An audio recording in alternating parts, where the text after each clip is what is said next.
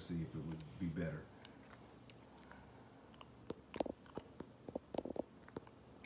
Keep talking. Okay. What we were saying was, I wanted to get back into the thing I really enjoyed doing the most is defining words. I remember I was talking to one of my coworkers, and she was saying that her daughter was into Greek and Latin study of words. And I just looked at her and gave her that big smile, because I was saying that's my favorite thing to do. I like to study the origin of words. Where did that word originate from? What was the culture of that word? What was when it was first used? And how we've gotten so far off base today from the original usage of a word. And it's not understanding a word. It's no different than why people fight in marriages, why people fight in families or on the job or wherever, because you don't understand one word that they may have said, or why they said it, or what was the meaning behind. I was just watching something here on the news this morning, and I just found it so interesting that I couldn't tell you why the person did what they're doing, or why they tweeted what they tweeted, but I can tell you what they tweeted and how contradictory it was to, if your administration say follow the CDC guidelines, but yet you're telling people to go out and protest like they're doing in Michigan, like they're doing here in California, you don't have the same message. Now, you may say, now I can't tell you why that's going on, but I can tell you that's what's happening. And I was sitting there, and in my mind, I'm saying to myself, why would you do that? Why would you do that? Why would you put out, stay social distancing, wait till your governor, but then on a second thought, you tweet out, go protest. Don't listen to what your governor is saying. You are going to cause people to go into what they call anarchy. They are going to start fighting with one another. Maybe that's what you want. You're sowing a discord. And people, I was just telling my wife this morning, I hate to admit it, but I declare, I used to hear people say this, people are like sheep. And when I heard a man say sheep are the dumbest animal in the animal kingdom, and that's the way people are behaving right now. I mean, you think about it. You put out a guideline, don't get near Kara. Mm-hmm. And then I put out the guideline, don't get near your wife. Then I turn around and say, go over there and beat her up. Go over there and do this here. Go over there and I'm going to confuse you. I'm going to send you into confusion. And you're not going to know. And the only thing, I can't say, well, he's playing politics. I don't get into all of that kind of stuff. I don't fool. I'm just trying to say, this is what you've done. This is what's going on. And people have to be smarter and not start fighting with one another, but start figuring out, okay, what's right? Mm-hmm. What's the right thing to do here? Mm-hmm. What's the proper thing to do? And even though the leader is saying one thing, not one thing, the leader's actually saying two things out of his mouth. And what then should I do? I always say, just do what's right. Search the truth. Listen to those people who we have people on my job, in my department, I swear, they're doctors in what they do. They went to school to be doctored in PT, doctored in whatever their profession. And they're going off of knowledge of how the body works, and I listen. Except when it comes to don't eat sugar. Yeah. But I believe when they tell me something that they've studied the science behind that. So I try to do my utmost best to entertain what they're saying and go research what they're saying. And sometimes I go and try to YouTube so I can kind of get a better understanding myself because I like to see it in action. And YouTube, sometimes they put out some real good videos as to how that thing is actually taking place. But when it comes to the church and its work, I try to encourage people to take that same stance, that same perception. Don't just believe everything your pastor just told you. Mm-hmm. Because I have to tell you the absolute truth. Your pastor is not the final authority in this. That's right. He may told you he was. Mm-hmm. Or you may think that he is. The only person that gave that person that position is you. Because you didn't want to take, accountability. You didn't want to take responsibility. Because when you get into the kingdom, you realize you have to take responsibility. It is not on that individual. And I was laying up this morning, here's a statement that I always get when I start talking this way. Well, he said, how can they hear without a preacher? You must be telling me I'm not one. And that's okay. Because I'm trying to tell you, you are not taking responsibility if you're putting that responsibility in the hands of someone else. Because he did not give dominion unto just one person. He gave it unto them. Mm-hmm. And if this man, Jesus, that you talk about, came onto the scene, he did not put power in the hands of one individual. You did. It is not God that said the bishop or the presiding bishop or the senior bishop or the pastor knows it. God did not set up a system like that. And most church people know this. But they're not going to tell you this. I was just looking at the origin of the word church when I was teaching it. And it's like, I don't know, do I want to go back over this? I think I just might. But I want to pick up where I left off, and I'm not going to do it today. Because they were like, this is what the encyclopedia of the biblical words. Mm-hmm. And I just like to take words and define them. Do with it whatever you like, whatever you will. That's up to you. I'm just saying you're not going to tell me that I shouldn't have the right to go research what you just said. I encourage people to go research what I just. Matter of fact, when you find some more to it, share it with me, because it broadens my understanding to what is being said. Mm-hmm. But when I started teaching this, that the word itself, the church, talking about the word church, is did not. Let's just put it like this. The Reformed Church in America, and even a church meeting, did you go to church today? What this guy is explaining, how we use the term church. And we use it like, did you go to church today? Or do you belong to a church? Or do you belong to this? But he says, for example, did you go to church today? And he was using that as to how we refer to the word church. And the church on 4th Street, or a denomination, or an organized faith, or the Reformed Church in America. That's how we use the word first, church. Mm-hmm. But he says none of these usage is particularly biblical. Mm-hmm. I had to look that word up. Mm-hmm. Particular means affirming or denying to be a fact. So, in other words, you know what I'm about to say. Because particularly is an adverb, and the adverb describes the action of a what? Verb. So I just defined the word particular, and that's what the word particular means. Mm-hmm. Actually, there's no relation between those two topics that you get. And let me be very clear. When I say there's no relation between the church on 4th Street, denomination or organized faith, the Reformed Church, or Sunday, or even a Sunday meeting.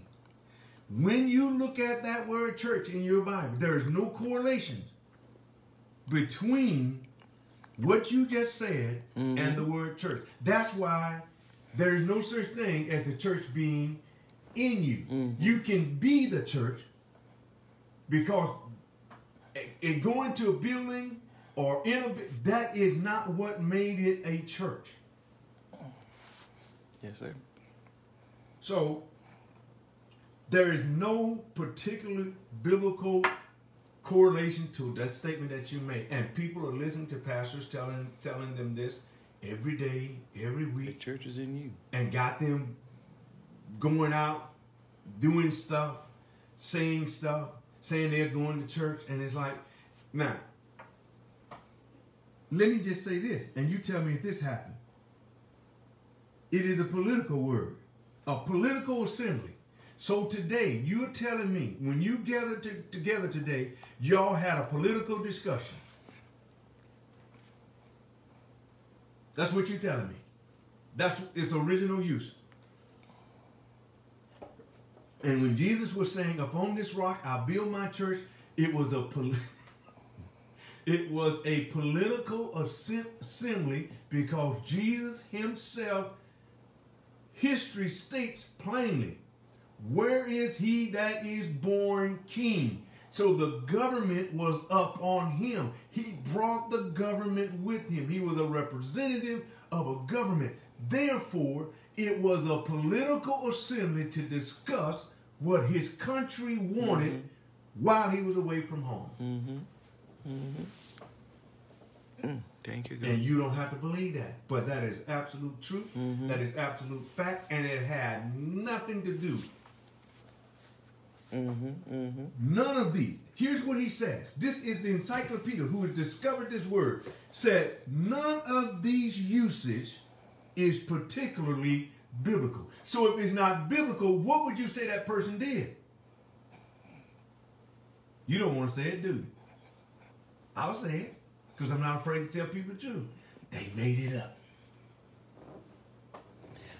And don't want you to call them out on it. Just like our president. Call them out on it and see what they do. They will get mad with you, eventually ask you to leave, ask you not to come back. So there's no need of going when you know that you're not, if you're not going to go in there and participate with what they're saying and doing. I mean, I look at our president. If you don't agree with him, he tweets mean stuff about you and say mean stuff. See, I don't have to say mean stuff about you, because I'm going to just keep searching for the truth. I don't care what you look for. I'm going to keep searching for the truth. I'm going to keep digging into these words and looking into this, and then comparing them to what I see in Scripture and redefining them and see how did we get to where we are, because we listened to some folks who only had the ability to pastor in them and not really realizing that no pastor had. And matter of fact, let's be honest, you will not grow into maturity just listening to one of these gifts. You will not make it in maturity just listening to one gift. He didn't. He said, I led captivity captive and I gave G-I-F-T-L. G-I-F-T-S. Plural. Meaning. And he named them what he gave.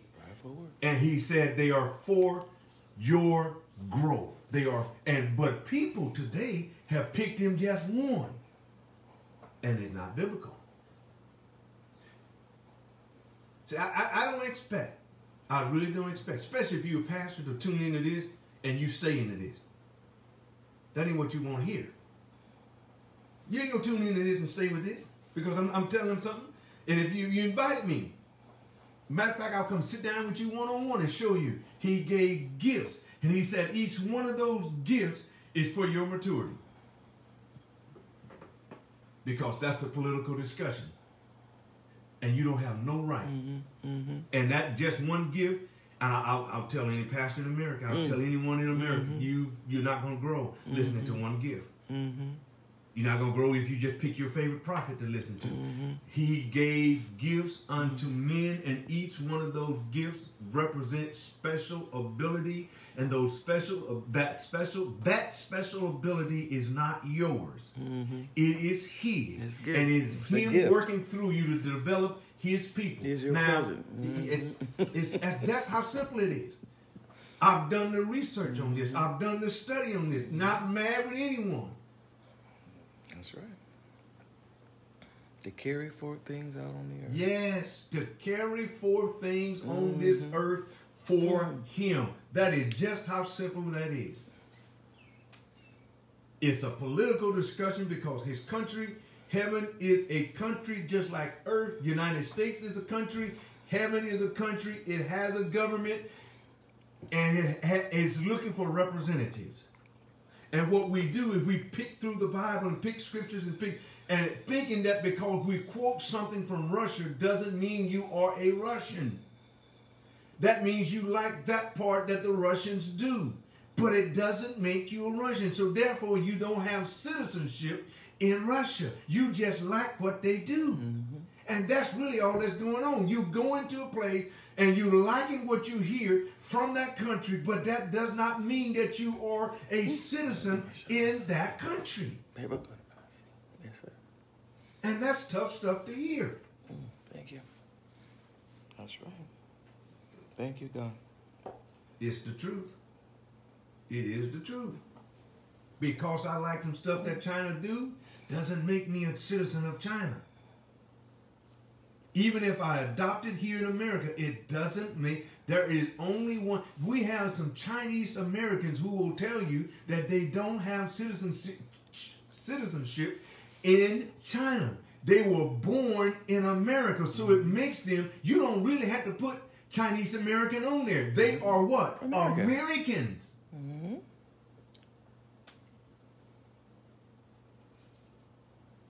Hey, Cabo, shunda now. Mm-hmm. We don't ever address Caucasian people as white Americans. We say you're American.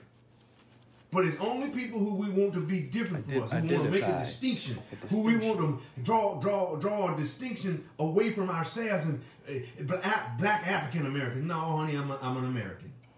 You know why I'm American? I was born on American soil. Nicodemus was following Jesus because he didn't understand. He said, how can I get into this? Jesus turned to him and said, you must be what? Born again. The way to get into any country, or the best way to get into any country, or the easiest way, put it that way, is to be born into it. It does not make you a half of that citizen. If you were born in that country, you are a citizen in that country. I don't care what descent your people are from. And it's so simple as saying that if I am an American, get a woman pregnant in Philippines, that child is an American because I am. That's how easy that is.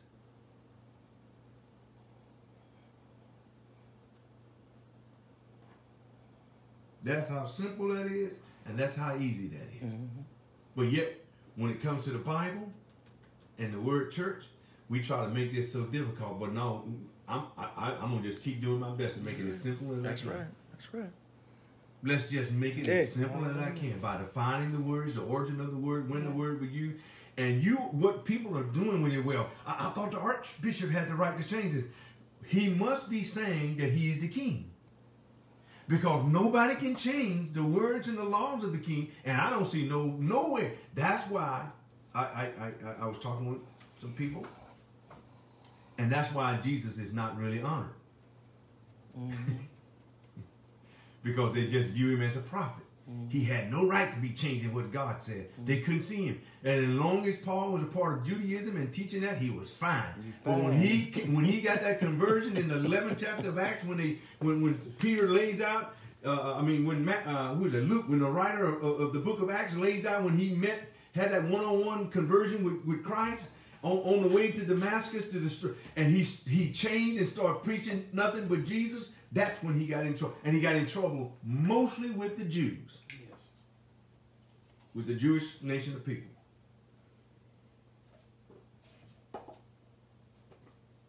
Because now he's saying something, and it's always, that will get you in trouble faster than anything. When you start saying opposite of what the people want to hear. Yes, sir. When you start saying, that's what let me know about leadership. In leadership, here's the difference between leaders and managers. Managers are always constantly hopping around changing policies.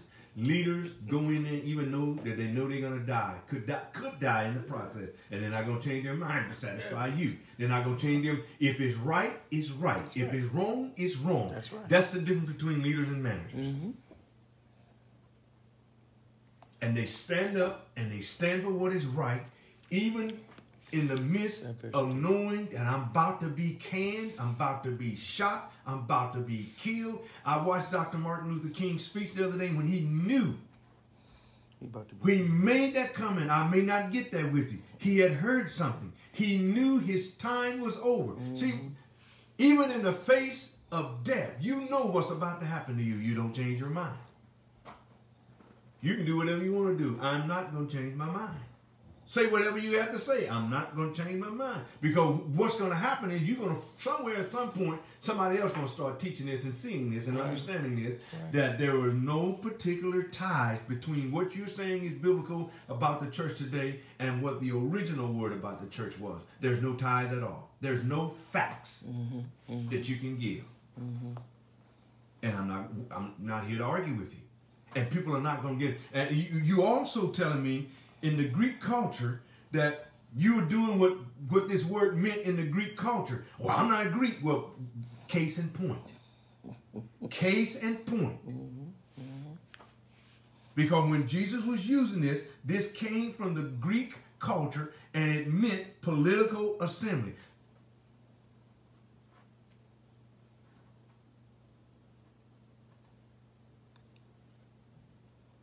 And they were called together to make political and judicial decisions. And yet you'll see people, when you try to tell them about what's wrong, you can't judge. You missed it. They were called together, that's where the word call out, and their job was to make political and judicial decisions. Never to put you in hell, never to once they made the political or judicial decision, then where were they making their decisions based upon? It wasn't no Bible like we have today. They had a script. I hope you see where I'm going with this. What were they making theirs? They were in close contact. Come on. They were in close. That's why I'm trying to teach you about fellowship. What are you making your decisions off of today? Even if you didn't have this book, even if you didn't have a Bible to go by, what were they making their political and judicial decisions based off of when they didn't have what we call a Bible today? Spirit of God. You got it. The Spirit of the Most High, and they were in constant contact with Him, and they didn't care if you believed them, and they were willing to die for a decision that they just made. That's what I'm talking about when I'm saying I don't give my opinion. I don't give my opinion, but I state my position. Because my opinion doesn't matter. And I'm telling you, one of the hardest things you'll ever have to deal with here in America is the difference between a democracy where you have a say-so and a kingdom where the king rules matter. And only his rules, only his laws. That's going to create a struggle for anyone. I don't care what. That's a struggle for me. That's a struggle. Because for what? I'm 58, and for 40-some years of my life, you mean I thought my opinion mattered? You mean I've been, because I used to get in some pretty heated discussions, man. If I believe something, I'm going down with it. But were you stating facts? But I wasn't stating facts. Just your own stuff. Just matter of fact, it wasn't really my own stuff. I was stating what they had told me. And my brothers and sisters would tell you, I could go verbatim on what you just told me. And I would argue with you. That's why they said I should have been an attorney, because I would argue with a stop sign. And I wouldn't argue with what I knew. I would argue with what I heard. Now that I'm researching stuff and studying stuff, and I'm going, I was wrong. And it takes a real man to come back and admit, you know what? I wasn't right about that. But I'm good now. Because I don't know. I didn't know it all. I thought I knew. I thought I knew a whole lot. But I'm coming to the point that I didn't. You know what I didn't know? I did not know that the Greeks never used the word ecclesia to refer to religious fellowship. This is in an encyclopedia. This is in a definition of the word church. They never used the word ecclesia to refer to a religious fellowship. Did I say the word never? I can look the word never up for you. Never means never.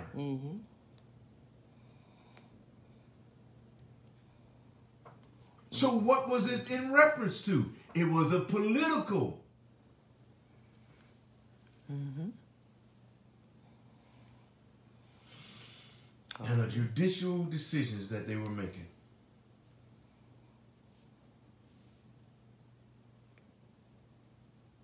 Hallelujah. Mm-hmm. Mm-hmm. And it's time for us to get these things straight. Mm-hmm. Mm-hmm. Not argue about them. Mm-hmm. If you want to argue, but you ain't supposed to argue. Yes, I am. Paul argued. Jesus argued. He went into them synagogues. You're mad. So don't see again. You just say stuff that you heard people say, but you won't look into the scripture if you're going to follow the scripture and see Jesus and Paul and Paul and John Mark got into a huge argument. So I'm not trying to please people anymore by saying stuff that I don't really know the answer to, or just saying stuff that so I can satisfy you. That's not what we've been called to do, ladies and gentlemen. And I would say the key thing that I understand today is responsibility. I understand responsibility. And we all heard our president stand on the front line. I don't take responsibility for nothing. I know you ain't got to tell us that one. Because we're not trying to blame you, but you have a responsibility. And you probably need to know what that is. And someone need to be advising you what that is. Instead of just coming out telling you what you want to hear. Mm-hmm. And the folk that don't tell you what you want to hear, you get upset with them.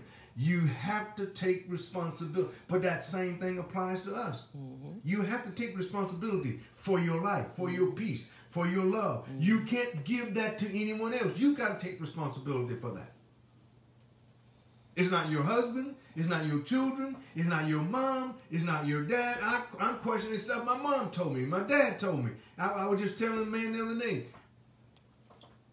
Not everything my dad told me was right. Mm-hmm. Don't mean I don't love him. Mm-hmm. Mm-hmm. But he didn't tell me everything that was right. I can't guarantee everything I'm telling my children. I want them to go research it. I want them to go study it. I want them to go and not just believe what I say. Go and research it deeper. Yes. That's right. But I do know this. Keep pushing. Yeah.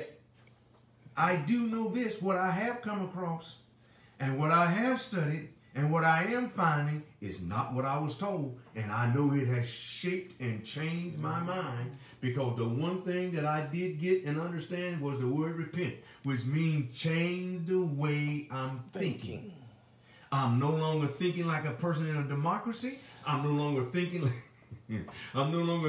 we're in a defeated mindset, because I now know it is my responsibility for what I allow around me. Yes. Not around you, but around me. Yes. I grabbed my boys a couple of weeks ago and I said this to them. Mm-hmm. This is what Daddy's going to do for you. Ephesians chapter 6. It says 6 and 4. Mm-hmm. Fathers, do not irritate your children and provoke your children. It said, Father, train them and discipline in the counsel and admonition of the Lord. Mm-hmm. See, I didn't get that from my father. No, me neither. So therefore, I struggle with the stuff that I didn't get, but it's not an excuse for me not to go learn it. Right. What is the role of the father? I just told you. Coming from this country, coming from, when I say country, when Paul was teaching, he was giving me what this country wanted my family to look like. Not America.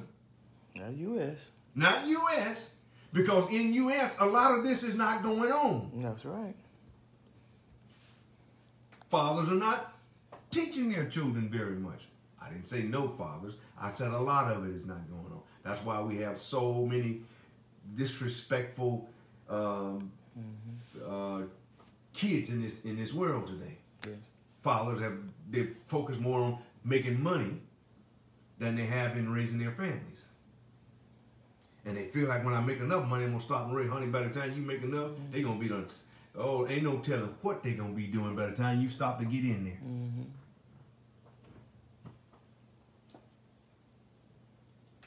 And it's going on right now. I'm going to tell you right now, I guarantee you, it's going on right now, and it's been going on a long time. I'm 58. It was going on. My father did not sit us down and teach us in the counsel and the admonition of the, I asked my oldest brother, the oldest one in the family, who's close to 60, can you name one time where our father set us down? This is not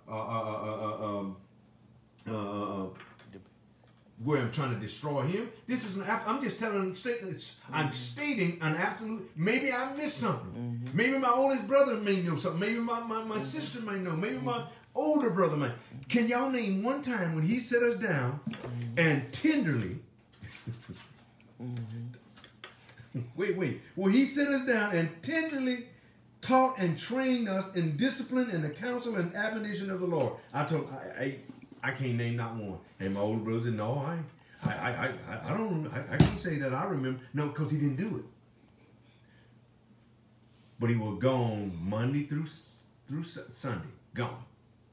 What was he doing? Making money. That was his major theme. Make some money. You gotta have some money. Yeah, but you threw us to the wolves making that money. And when you do that, you left me out there to raise myself. You left me out there totally confused. I had no clue what life was about. And they don't want to hear you talk about, not downplaying, I'm just saying, that's my role in this country that I'm representing. Right. And I'm going to do my best. Right. So I called my boys back to the table and I said, it's time I got to teach you about life. I got to teach you about God. I got to give you counsel about if we're going to represent this country, this is how this king wants us to live. This is how he wants us to discipline ourselves. Right. And not only must I tell you about it, but I gotta work on it as well with myself. So that's why I'm doing it tenderly. That's right. I don't want to frustrate them. That's right. And one of the worst things you can do is teach them something and you be the opposite. That's right. That's right. That's frustrating. That's right. Thank you, God. That's frustrating to them. Do not irritate and provoke them to anger. So it sounds like I can do that. You just don't want to listen to what I got to say. Yeah, maybe because you're a hypocrite. You're telling them one thing and you're doing another. You're saying the governors have the power, but then telling the people to don't listen to the governor. Now, this is what he done. Oh, the governors have the power, but don't listen to the governor. Y'all go out there and protest. Wait a minute. Which one is it? But I'm supporting you. No, you're not. No, you're not. You can't have it both ways. Eat it. You can't have cake and eat it too. You got to choose one. Which one you want? And that's where I am. I've gotten to the point where I made my choices. Why? Because they made political and judicial decisions. Can we find the word decisions? Let's see what decisions are. When someone make a decision, they get to decide. And the kid decision? Yeah, let's look it up in the kid. When someone has the ability to make the decision, someone asked me, who gave the church the right? See, when you say the word church, are you talking about these religious organizations and religious social clubs? Or are you talking about the people who are from the kingdom representing God? That truly he has put his spirit in, who's truly sitting down and talking with him and finding out what his government wants. Now, if you're talking about those folks have the right to have and make political and judicial decisions, and you don't have to listen to them. But you will pay the price. Decisions. There it is right there. Decisions. So they had the power to make political and judicial decisions. Decisions is the act of making up your mind about something. That's what a decision is. Making up your mind. The result of making up whose mind? See, I can't control your mind. I made up my mind. Made a decision. I made a decision that I was going to research this stuff. I was going to look into this. I was not going to care about what people thought about me any longer anymore. Amen. And in the process of that, I can love everyone because you know why? Glory to God. I made my mind up to do that too. Not to fight with you, but to love you. Why? Because he commanded that I love you. He didn't command that I listen to you and believe you. He commanded that I love you, because he knew some of the stuff when I said I disagree with you, what you just said is not factual, what you just said is not biblical. He knew you were going to get mad with me. But he didn't tell me to hate you. He didn't tell me not to hang around you. I can hang around if you want to hang around me, but I'm not, because I made up my mind. See, that's what a decision is. You make up your mind. But people today won't make their mind up about nothing, and they wonder why they all. You see that's a show of maturity when you made up your mind. I'm gonna do what's right. I don't care what my husband does. I don't care what my children do. I don't care what my daddy does. I don't care what my mom say. I made up my mind. I'm gonna pursue this. I am going to search this out. I am going to look into this. I am going to see if this is. And most of the time when you do that, you get attacked mentally. You get attacked physically, because your greatest enemy becomes yourself. Everybody's going today to look for a word, but nobody's turning to themselves. Because your greatest enemy is not the person. Your greatest enemy comes from within you, trying to take away what you just learned, trying to take away what you just read. That's where you got to fight the most. You got to fight and it. You have to make your mind up. Amen to that one. I know that's true. Hey, glory to God. I know that's an absolute fact. Because when I started this walk, my greatest enemy was not people. My greatest enemy was me and what I had heard. And was I going to go ahead and pursue this, or was I going to stop? Because I already knew who and what group of people would say I'm not telling the truth. I had one tell me one time, you're teaching heresy. And come back the next week and go, you know what? God is a king. Well, which one is it, lady?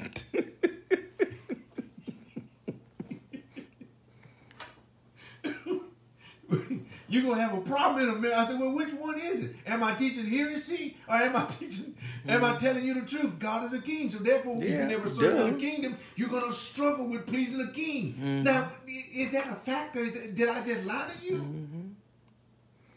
No, he just didn't want to do it. He is, isn't he? Yeah. Now, so now, kings are not interested in religions. He got a bushanda that I'm Let's stop there.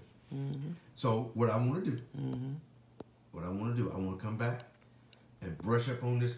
I have we did this for like a whole month.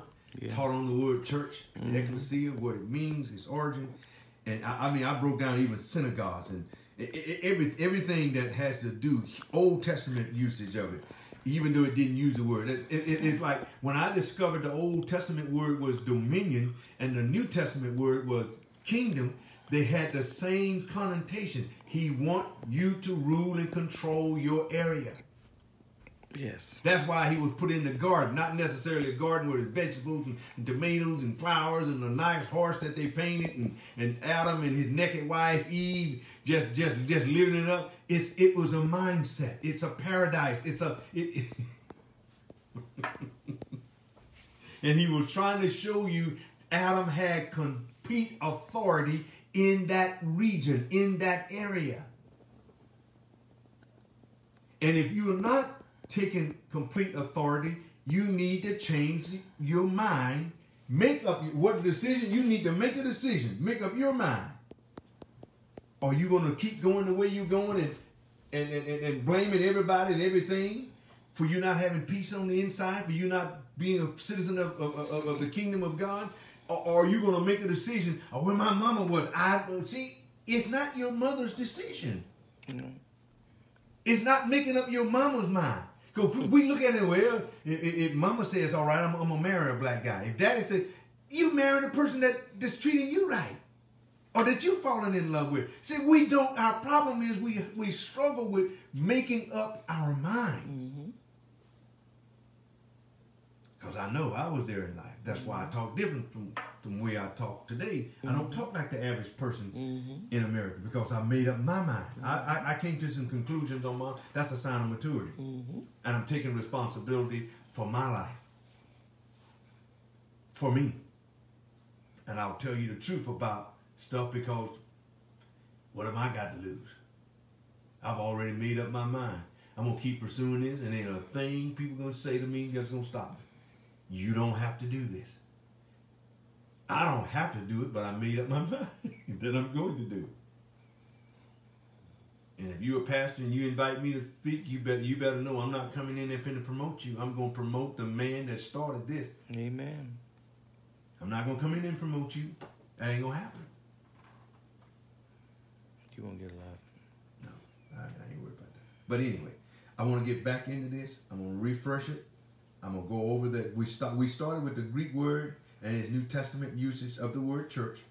Now we're going to get the relationship between Jesus and the church as a body, the church as a family, the church as a temple, the relationship between the church and Israel, and the form of a local church. And then he gave a summary. So I'm going to get back into my study of this, rebrief what we talked before. I'll go back and even just look, and let's get this thing right. You take care, and you have a blessed day. Love everyone. Bye-bye.